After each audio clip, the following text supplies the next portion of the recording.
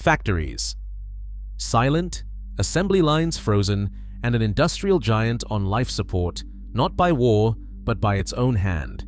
For 20 years, Germany's leaders promised that cheap Russian gas would guarantee prosperity and peace. Behind closed doors, deals meant to secure the future were inked as fast as careers changed hands.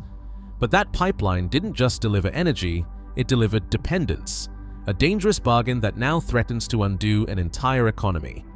How did a nation so proud of its engineering become trapped by the very pipeline it celebrated? The answer begins long before the gas stopped flowing.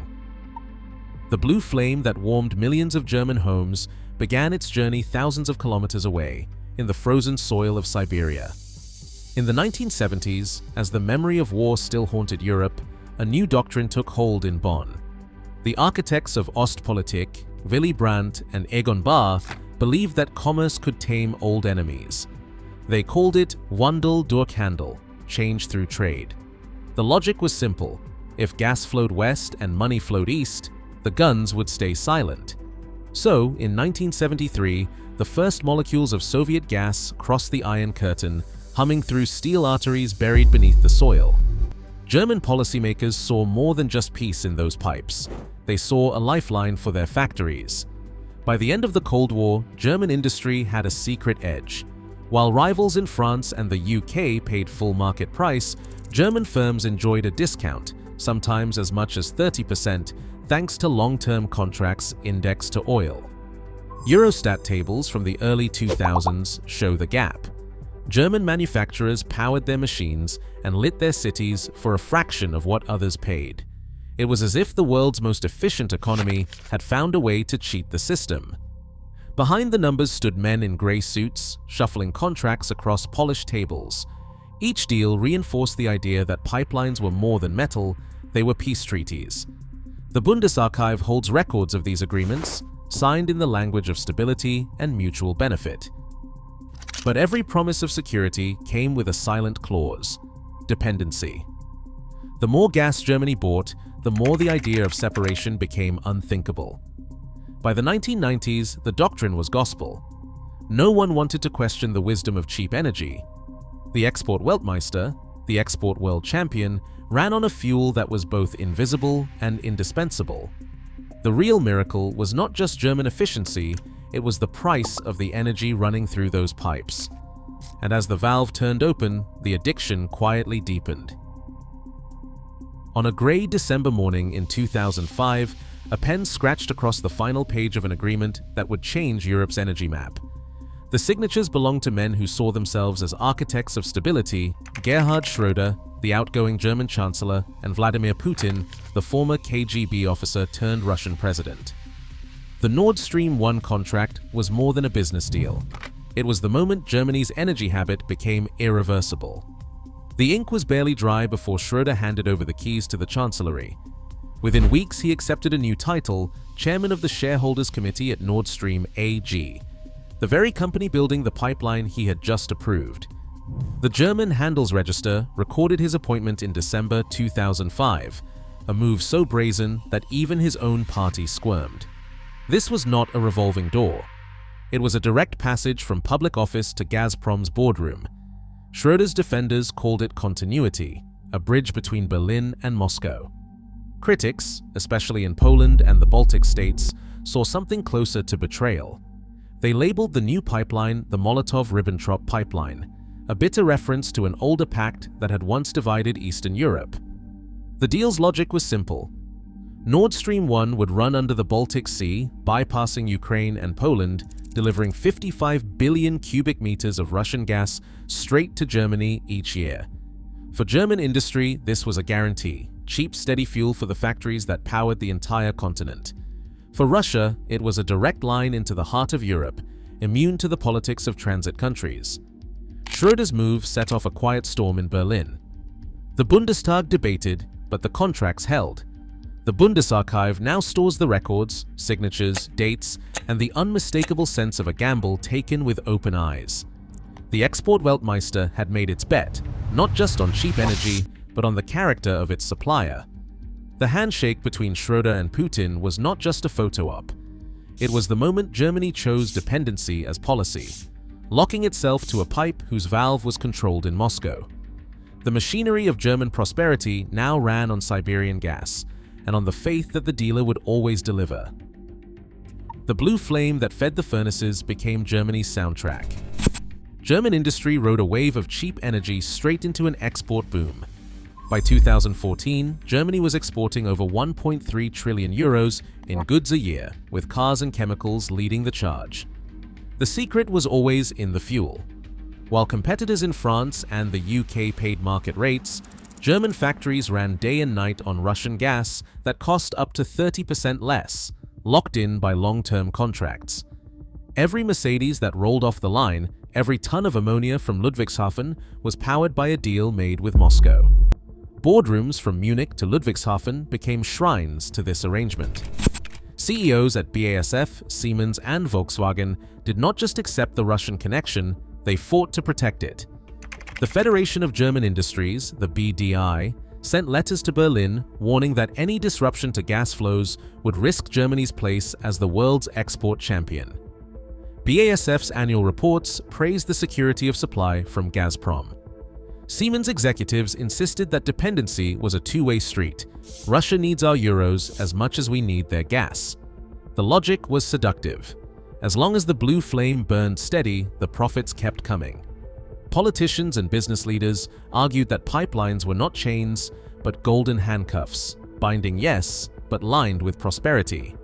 The euro crisis hit southern Europe like a storm, but German factories barely blinked. Their energy bills stayed low, their assembly lines kept moving. Lobbyists flooded the Bundestag, warning that any attempt to diversify away from Russian gas would drive up prices and kill jobs. In this world, questioning the source of energy was unthinkable. The export Weltmeister had found its formula: efficiency, global markets, and a steady fix from Siberia. The addiction was now profitable, and nobody wanted to quit. The Black Sea wind smells of diesel and gunpowder. March 2014, and armored columns roll into Crimea. The old ghosts of European security flicker back to life, and a warning lands on every desk in Berlin. In the glass towers of the capital and the leather chairs of Frankfurt, the response is calculation, not retreat.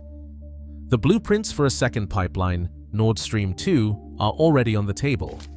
Instead of pulling back, German leaders and industry giants decide to double the dosage. In August 2015, Gazprom and a group of European partners, Shell, BASF's Wintershall, E.ON, OMV, and Engie, sign a framework agreement to build Nord Stream 2. The deal would boost the direct flow from Russia to Germany to 110 billion cubic meters a year, enough to power nearly every factory and home in the country. No regulatory body in Germany or Brussels stands in the way. The commitment is locked in before the permits even clear. The ink dries while the blood in Ukraine is still fresh. Bundestag records show no sign of hesitation. Ministers speak in polished language about energy security and market efficiency, words that sound like reassurance while they thinly disguise compromise. Industry associations like BDI and VCI argue that expanding Russian gas is not just good business, it is essential. BASF's annual reports boast of stable feedstock, Siemens praises the mutual benefits, and lobbyists warn that any alternative will mean higher prices and lost jobs. Dependence is framed as a feature, not a liability. This decision is not made in ignorance. Crimea is on every front page. The logic of addiction proves stronger than the logic of fear. The export Weltmeister chooses to bypass Ukraine, to bypass warnings, and to tie itself tighter to the valve in Moscow. The choice is deliberate, written in the minutes of 2015, and paid for in euros and silence. Warnings echoed from the east long before the gas stopped flowing. In Warsaw, Polish ministers stood at podiums, their voices sharp. "You are funding a future war." Maps in their hands showed new pipelines bypassing their territory, leaving them exposed and irrelevant. Ukrainian officials pleaded in Brussels and Berlin, each new deal with Moscow meaning less leverage for Kyiv and more power for the Kremlin. Their message was blunt: "You are bypassing us to kill us." American diplomats called it out in cables and speeches, but nothing cut through the noise like the moment at the United Nations in 2018. The US president stood before the world and warned that Germany would become totally dependent on Russian energy. The German delegation responded with polite smiles, then laughter, caught on camera, a smirk frozen in time. To them, the warning sounded like a joke. To their neighbors, it sounded like a fire alarm. Year after year, the chorus grew louder. Reports landed on Berlin desks from the BND, from NATO, from the State Department. Each warned that the hand on the valve in Moscow was not a partner, but a poker player. In Warsaw and Kiev, the fear was not theoretical. They had lived through gas cutoffs, price wars, and blackmail. But in Berlin, the promise of cheap energy drowned out the sirens. The warnings became background noise until the day the valve began to close. The blue flame that heated every German home became the emblem of Berlin's official story: progress. Policymakers promised a clean, green future, a Germany powered by wind and sun and free from the shadow of nuclear risk. In 2011, after the Fukushima meltdown, the government accelerated its nuclear phase-out. Reactors once hailed as technological marvels were ordered offline, with the last 3 scheduled to shut by 2022. The plan, called Energiewende, was sold as a moral leap forward. Solar panels bloomed across rooftops and wind turbines dotted the horizon. But beneath the slogans, a different reality took hold. As nuclear vanished from the grid, the gap did not close with renewables. It widened, and Russian gas rushed in to fill it. By 2021, Germany's reliance on Moscow's pipelines had climbed to over 55% of its total gas supply. Internal policy papers from the Bundestag, stamped with urgency, show officials aware that renewables could not cover the loss. Yet the shutdowns pressed on. The contradiction was glaring. The country that lectured the world on decarbonization was mainlining fossil fuel from a regime it barely trusted. The green transition became a shell game, hiding the true cost behind a curtain of imported hydrocarbons. Every time a reactor's cooling tower went cold, another twist was added to the pipeline valve. The mantra of energy security became an empty refrain, repeated in press conferences while the addiction deepened. The architects of Energiewende had promised independence. Instead, they handed the keys to the dealer at the border. February 24, 2022. Russian tanks grind across the Ukrainian border, while, hundreds of miles away, the pressure in Germany's gas pipelines drops without warning. On the screens at the International Energy Agency, the flowcharts bleed red. Gas deliveries from Russia plummet, then choke to a trickle. Within weeks, only 20% of the old supply remains. The hand on the valve is no longer invisible. Vladimir Putin squeezes, and the lifeline tightens around German industry's throat. 3 days later, Chancellor Olaf Scholz faces the Bundestag. His voice is steady, but the words are historic. Zeitenwende, a turning point. Nord Stream 2 is dead. The old deal is over. For decades, German leaders insisted that interdependence meant safety. Now, the illusion shatters in real time. The blue flame that once promised prosperity becomes a weapon, and the dealer on the other end of the pipeline does not need to shout. He only needs to turn the wheel. The betrayal is not a surprise. It is a reckoning, public, undeniable, and final. Late September 2022. 4 leaks rupture the Nord Stream pipelines beneath the Baltic Sea. Swedish and Danish investigators release terse communiques: sabotage is certain, culprits unknown.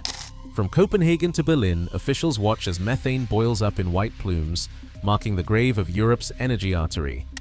Gas prices rocket overnight, up 400%, shattering any illusion of stability. The market convulses. Futures spike, factories cancel shifts, and the blue flame that once promised warmth flickers out across the continent. The silence that follows is absolute. The pipelines, once symbols of interdependence, now lie twisted and useless on the seabed. Swedish and Danish reports document the damage, cratered steel, torn insulation, while Berlin's crisis team meets behind locked doors, powerless to repair the breach. No amount of diplomacy or money can patch the wound. The umbilical cord is cut. For years, Germany believed the valve could always be turned back on. But with the pipes broken and the sea swallowing the evidence, the dependency is beyond repair. Investigators, silent witnesses, file their reports as the industrial heart of Europe faces a winter colder than any on record. The blue flame that once warmed German kitchens is a smaller flicker now. German factories run colder, and global rivals move in. Energy, once a tool of peace, is now a lever of power, one that no nation can afford to ignore. In 2023, Germany paid nearly triple for natural gas compared to 2020. Dependency is never just economics, it is sovereignty for sale.